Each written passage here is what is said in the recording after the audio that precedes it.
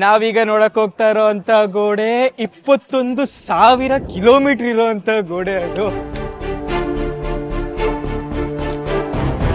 ಆಯಾ ಪ್ರದೇಶದಲ್ಲಿ ಏನೇನು ಸಿಗುತ್ತೆ ಅಂತಂದ್ರೆ ಕಲ್ಲು ಸಿಕ್ಕಿದ್ರೆ ಕಲ್ಲು, ಮಣ್ಣು, ಇಲ್ಲಾಂದ್ರೆ ಸುಣ್ಣ, ತಿಕ್ಕಿ ರೈಸು ಅಂತಂದ್ರೆ ಅಕ್ಕಿನ ಸಹ ಹಾಕೊಂಡು ಈ ಗೋಡೆನ ನಿರ್ಮಾಣ ಮಾಡಿದ್ದಾರೆ.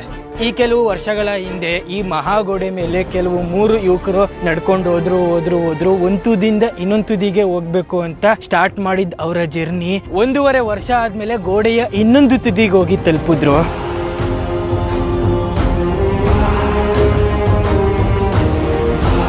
ಈ ಗೋಡೆ ಜೊತೆಯಲ್ಲೇ ಅಲ್ಲಲ್ಲಿ ಈ ತರ ವಾಚ್ ಟವರ್ನ ನಾವು ನೋಡ್ಬೋದು. ಈ ತರ ವಾಚ್ ಟವರ್ 25,000 ವಾಚ್ ಟವರ್ನ ನಾವು ಇಡೀ ಗೋಡೆ ಏಕ ನೋಡ್ಬೋದು.